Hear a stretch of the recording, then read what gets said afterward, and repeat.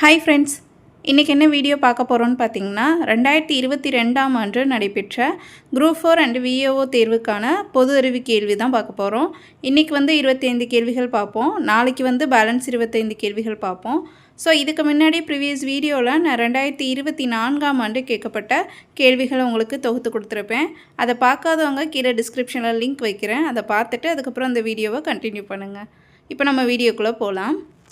First question, கால வரிசைப்படி மதராஸ் மாகாணத்தின் முதலமைச்சர்களை வரிசைப்படுத்துக. சுப்பராயலு ரெட்டியார் அப்படிங்கிறவங்க தான் ஃபஸ்ட்டு வருவாங்க. அதுக்கடுத்து பார்த்திங்கன்னா சுப்பராயன் அப்படிங்கிறவங்க வருவாங்க. அதுக்கடுத்து முனுசாமி நாயுடு, அதுக்கடுத்து பார்த்திங்கன்னா ராஜன், அப்புறம் கடைசியாக ராஜாஜி. அப்போ உங்களுக்கு எப்படி ஆர்டரில் வரும்? 2, 5, 3, 1, 4. ஸோ இந்த நம்பர் எங்கே இருக்குது? ஆப்ஷன் பியில் இருக்கா? ஸோ இந்த கொஸ்டினுக்கான ஆன்சர் ஆப்ஷன் பி. ஓகேவா? நெக்ஸ்ட் கொஸ்டின், தவறான இணையை கண்டறிக அப்படின்னு சொல்லி கொடுத்துருக்காங்க. ஸோ எந்தெந்த மாநிலத்தில் எந்தெந்த சட்டமன்றம் இருக்குது அப்படிங்கிறது தான் இதற்கான கேள்வி. ஸோ மகாராஷ்டிரா அப்படிங்கிறதுல ஈரவை சட்டமன்றம் அப்படின்னு கொடுத்துருக்காங்க. ஸோ இது கரெக்டு. அடுத்து பார்த்திங்கன்னா தெலுங்கானா அப்படிங்கிறது ஓரவை சட்டமன்றம் இல்லை. பீகார் அப்படிங்கிறதும் ஓரவை சட்டமன்றம் கிடையாது. ஆந்திர பிரதேசம் அப்படிங்கிறது ஈரவை சட்டமன்றம் தான். அப்போ உங்களுக்கு தவறான இணை தான் கேட்டிருக்காங்க. அப்போ 2, 3 மட்டும் தவறு, 1, 4 சரி. இப்போ நமக்கான ஆன்சர் என்ன வரும்? ஆப்ஷன் சி கொடுத்துருக்காங்க பாருங்கள். 2 மற்றும் 3 தவறானவை அப்படின்னு கொடுத்துருக்காங்க. ஸோ இந்த கொஸ்டினுக்கான answer option C. Next question, சரியான இணையை தேர்ந்தெடுக்க. ஃபஸ்ட் ஆப்ஷன் என்ன கொடுத்துருக்காங்க பாருங்கள். மத்திய அரசால் விதிக்கப்பட்டு வசூலிக்கப்பட்டு மாநிலங்களுக்கு ஒதுக்கக்கூடிய வளங்கள் சரத்து 269 சொல்லியிருப்பாங்க. ஸோ இது கரெக்டு தான். 269 உங்களுக்கு மத்திய அரசால் விதிக்கப்படுற வரி வசூலிக்கப்பட்டு அது மாநிலங்கள் யூஸ் பண்ணுற மாதிரி சொல்லியிருப்பாங்க. அடுத்து செகண்ட் ஆப்ஷன் என்ன கொடுத்துருக்காங்க பாருங்கள். மத்திய அரசால் விதிக்கப்பட்டு ஆனால் மாநில அரசு வசூலிப்பது மற்றும் பயன்படுத்துவது. ஸோ வரி போடுறது மத்திய அரசாக இருக்கும், ஆனால் அது கலெக்ட் பண்ணுறது மாநில அரசாக இருக்கும், அண்ட் யூசேஜ் பண்ணுறதும் மாநில அரசாக தான் இருக்கும். ஸோ இதை பற்றி கூறுற சரத்து 268. ஸோ இதுவும் கரெக்டு.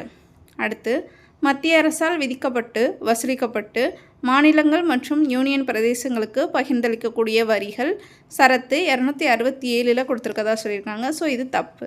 அப்போ நம்மளுக்கு சரியான இணையை தான் கேட்டிருக்காங்க. அப்போ ஆன்சர் என்ன வரும்? ஆப்ஷன் சி 1 மற்றும் 2 சரி. நெக்ஸ்ட் கொஸ்டின்,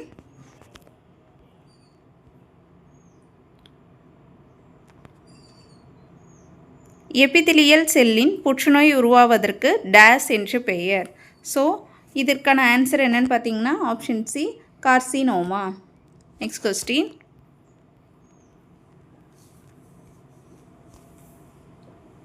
பொறுத்துக. தேசிய பூங்கா கொடுத்துட்டு இந்த பக்கம் மாநிலம் கொடுத்துருக்காங்க. ஸோ எந்தெந்த பூங்கா எந்த மாநிலத்தில் இருக்குது அப்படிங்கிற மாதிரி குறிப்பிட்டிருக்காங்க. ஸோ கீர் தேசிய பூங்கா அப்படிங்கிறது பார்த்திங்கன்னா உங்களுக்கு குஜராத்தில் வரும். கீர் தேசிய பூங்கா அப்படிங்கிறது உங்களுக்கு குஜராத்தில் இருக்குது. அடுத்து பார்த்திங்கன்னா கார்பெட் தேசிய பூங்கா அப்படிங்கிறது எங்கே இருக்குதுன்னு பார்த்திங்கன்னா உங்களுக்கு உத்தரகாண்டில் இருக்குது. ஸோ அதுக்கடுத்து ராஜ்கீர் தேசிய பூங்கா அப்படிங்கிறது எங்கே இருக்குன்னா உங்களுக்கு ஜார்க்கண்டில் இருக்குது.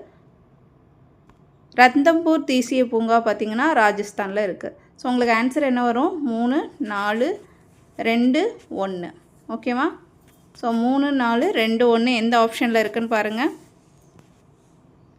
ஸோ ஆப்ஷன் சி உங்களுக்கு 3, 4, 2, 1 கொடுத்துருக்காங்க இல்லையா? ஸோ இதுதான் இந்த கொஸ்டினுக்கான ஆன்சர். நெக்ஸ்ட் கொஸ்டின், கீழ்கண்டவற்றுள் சரியான கூற்றுகள் எவை? ஸோ ஃபஸ்ட் ஆப்ஷன் பாருங்கள். சிங் பிளான்ட் காந்த பிரிவு முறையில் அடர்விக்கப்படுகிறது அப்படின்னு கொடுத்துருக்காங்க. ஸோ இது தவறு. அடுத்து செகண்ட் பாருங்கள். ஹெமடைட் புவியீர்ப்பு முறையில் அடர்விக்கப்படுகிறது. ஸோ இது கரெக்டு. அடுத்து பாருங்கள் தேர்டு. உருகிய அலுமினாவை மின்னாற் பகுப்பு முறையில் ஒடுக்கி அலுமினியம் பெறப்படுகிறது.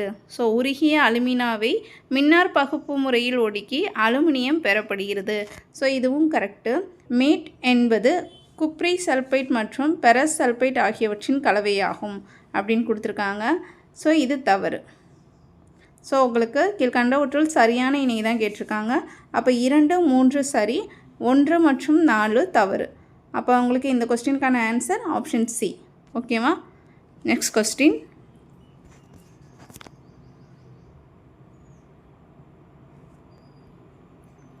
கீழ்கண்ட நாடுகளை அதன் மார்க்ஸ் மிஷனுடன் பொறுத்துக அப்படின்னு சொல்லியிருக்காங்க.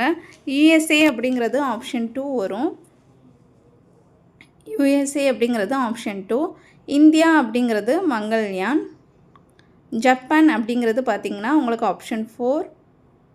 சீனா அப்படிங்கிறது உங்களுக்கு ஆப்ஷன் 3ல் வரும். ஸோ இந்த கேள்விக்கான ஆன்சர் பார்த்திங்கன்னா 2, 1, 4, 3. ஸோ உங்களுக்கு 2, 1, 4, 3 எந்த ஆப்ஷன் பார்த்திங்கன்னா ஆப்ஷன் பியில் கொடுத்துருக்காங்க. ஸோ இந்த கேள்விக்கான ஆன்சர் ஆப்ஷன் பி. பொருந்தாததை கண்டுபிடி. ஸோ இந்த கொஸ்டினுக்கான ஆன்சர் என்னன்னு பார்த்திங்கன்னா option C, Perunjeral Irumporai. Next question. கீழ்கண்ட வாக்கியங்களில் சங்கம் மருவிய காலத்தில் சரியான கூற்று எது? ஸோ ஃபஸ்ட்டு என்ன கொடுத்துருக்காங்க, 18 நூல்களை உள்ளடக்கிய 11 கீழ்கணக்கு நூல்கள் பெரும்பாலும் ஒழுக்க நெறிமுறைகளை பற்றி கூறுகிறது. ஸோ ஃபஸ்ட்டு உங்களுக்கு கரெக்டு. ஃபஸ்ட்டில் என்ன சொல்லியிருக்காங்க, 18 நூல்களை உள்ளடக்கிய 11 கீழ்கணக்கு நூல்கள் பெரும்பாலும் ஒழுக்க நெறிமுறைகளை பற்றி கூறுகிறது அப்படின்னு சொல்லியிருக்காங்க. ஸோ இது சரிதான். அடுத்து பாருங்கள், அவற்றுள் திருக்குறளும் நாலடியாரும் முதன்மையானவை. ஸோ இதுவும் கரெக்டு. தேர்டு பாருங்கள், சிலப்பதிகாரம் மணிமேகலை பண்பாடு மற்றும் சமயத்தை பற்றி கூறுகின்றது அப்படின்னு கொடுத்துருக்காங்க. ஸோ இந்த ஆப்ஷன் தப்பு. ஸோ எது சரியான ஆன்சர்னு கேட்டிருக்காங்க. அப்போ 1, 2 மற்றும் சரி, 3 தவறு. அப்போ இந்த கேள்விக்கான ஆன்சர் என்ன? Option C. ஓகேவா? Next question. கீழே கொடுக்கப்பட்டுள்ள நிகழ்வுகளை காலவரிசைப்படுத்துக. ஸோ யாருக்கு அப்புறம் யார் இறந்துருப்பாங்க அப்படிங்கிறத காலவரிசை நிகழ்வுப்படி நம்ம அரேஞ்ச் பண்ணணும். ஸோ இதில் கொடுத்துருக்க கொஸ்டின் பாருங்கள். ஃபஸ்ட்டு ஆப்ஷனில் பூலிதேவரின் இறப்பு, செகண்டு குயிலையின் இறப்பு, தேர்டு கட்டபொம்மனின் இறப்பு, ஃபோர்த்து மருது சகோதரர்களின் இறப்பு. ஸோ அவங்க கொடுத்துருக்க ஆர்டரே கரெக்டு தான். அப்போ இந்த கொஸ்டினுக்கான ஆன்சர் என்ன வரும்னு பாருங்கள், 1, 2, 3, 4. ஸோ ஆப்ஷன் பி தான் இந்த கொஸ்டினுக்கான ஆன்சர். Next question. தமிழ்நாட்டின் முதல் பெண் மருத்துவர் யார்? ஸோ இந்த கொஸ்டினுக்கான ஆன்சர் எல்லாருக்கும் தெரியும். So option B, Muthulakshmi Reddy. Next question. பின்வருவனவற்றுள் எந்த சபை இரட்டைமலை சீனிவாசனால் துவங்கப்பட்டது? ஸோ இந்த கேள்விக்கான answer option D, Adi Dravida Mahajana Sabha. ஓகேவா? Next question.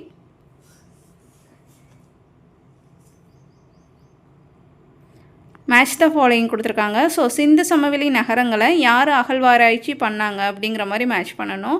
ஸோ ஃபஸ்ட்டு ஏல பாருங்கள், சங்குதாரோ அப்படிங்கிறத ஆராய்ச்சி பண்ணது யாருன்னு பார்த்தீங்கன்னா மஜும்தார். ஓகேவா? லோத்தல் அப்படிங்கிறத ஆராய்ச்சி பண்ணது ராவ். பனவாலி அப்படிங்கிறது பிஸ்த். மிட்டாடல் அப்படிங்கிறது யாருன்னு பார்த்தீங்கன்னா சுரஜ்பான். ஓகேவா?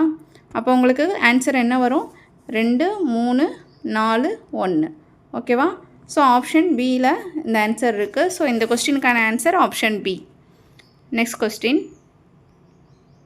கீழ்காணும் கூற்றுகளில் பகத்சிங் தொடர்பான சரியான கூற்றை கண்டறிக. ஃபஸ்ட் ஆப்ஷன் என்ன கொடுத்துருக்காங்க பாருங்கள். 1930 பகத்சிங் சிட்டகாங் ஆயுத படைத்தளத்தை தாக்கினார். ஸோ இது தவறு. அடுத்து ஆப்ஷன் 2ல் 1929 பகத்சிங் PK தத்துடன் இணைந்து மத்திய சட்டப்பேரவை மீது குண்டு வீசினார். ஸோ இது கரெக்டு. 1925ஆம் ஆண்டு பகத்சிங் இந்துஸ்தான் குடியரசு படையை நிறுவினார். ஸோ இது தவறு. அப்போ இந்த கொஸ்டினுக்கான ஆன்சர் என்ன? 2 மற்றும் சரி, 1 மற்றும் 3 தவறானவை. ஸோ நம்மளுக்கு கொஸ்டினில் சரியானது என்னென்னு கேட்டிருக்காங்க. அப்போ ஆப்ஷன் ஏ தான் இந்த கொஸ்டினுக்கான ஆன்சர். ஓகேவா? Next question.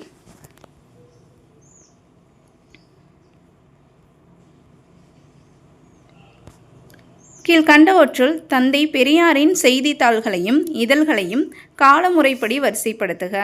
ஸோ அவர் எந்த வருஷத்தில் எந்தெந்த பத்திரிக்கை ஆரம்பித்தார்னு நம்மளுக்கு இயர்ஸ் தெரிஞ்சிச்சுன்னா இதோட கால வரிசையும் உங்களால் ஈஸியாக அரேஞ்ச் பண்ண முடியும். ஸோ இந்த கேள்விக்கான ஆன்சர் என்ன வரும்னு பார்த்தீங்கன்னா, ஃபஸ்ட்டு உங்களுக்கு குடியரசு வரும், அதுக்கடுத்து ஃபஸ்ட்டு குடியரசு வரும், செகண்டு புரட்சி வரும், அதுக்கடுத்து பார்த்திங்கன்னா பகுத்தறிவு, அதுக்கப்புறம் விடுதலை. ஸோ 3, 4, 1, 2ன்னு வரும். ஸோ இந்த கொஸ்டினுக்கான answer option B 3, 4, 1, 2. Next question. கூற்று கொடுத்துருக்காங்க. இந்தியா பாரம்பரியம் என்பது விருந்தோம்பல், ஈகை, நட்பு, அன்பு, பெற்றோரை மற்றும் பெரியவர்களை மதித்தல் மற்றும் சகிப்புத்தன்மையை வலியுறுத்துவதாகும். காரணம், மேற்கூறிய பண்புகள் வேற்றுமைகளை மறந்து மக்கள் ஒற்றுமையுடன் வாழ உதவுகின்றன அப்படின்னு கொடுத்துருக்காங்க. ஸோ இந்த கொஸ்டினுக்கான ஆன்சர் கூற்றும் காரணமும் சரி. காரணம் கூற்றிற்கான சரியான விளக்கமும் கூட. ஸோ ஆப்ஷன் ஏ இந்த கொஸ்டினுக்கான ஆன்சர். Next question. ஸோ எக்கனாமிக்ஸ்லேருந்து ஒரு கொஸ்டின்.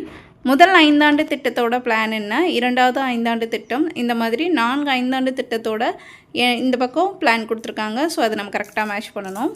ஸோ முதல் 5 ஆண்டு திட்டம் பார்த்திங்கன்னா ஆப்ஷன் 3ல் இருக்குது பாருங்கள். அகதிகள், உணவு பற்றாக்குறை மற்றும் பணவீக்க சிக்கல்கள். ஓகேவா.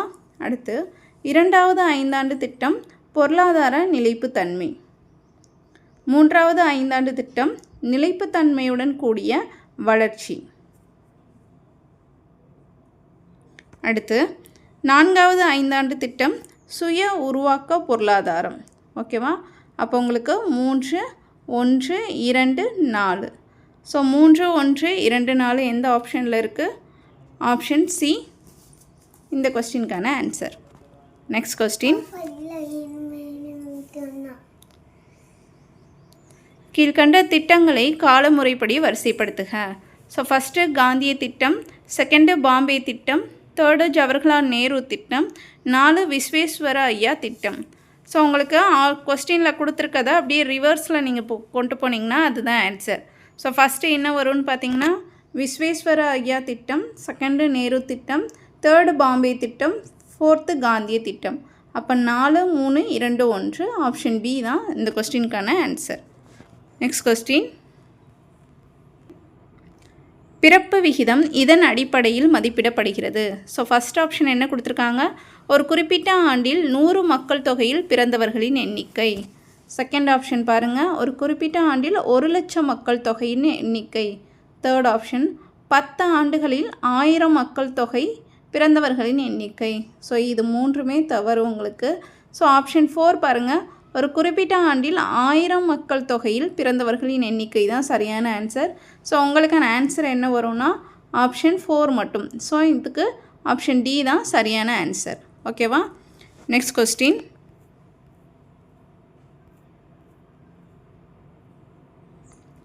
எண்பத்தி 6வது அரசியலமைப்பு திருத்த சட்டம் 2002 படி 51A(k)யில் எந்த அடிப்படை கடமை அறிமுகப்படுத்தப்பட்டுள்ளது?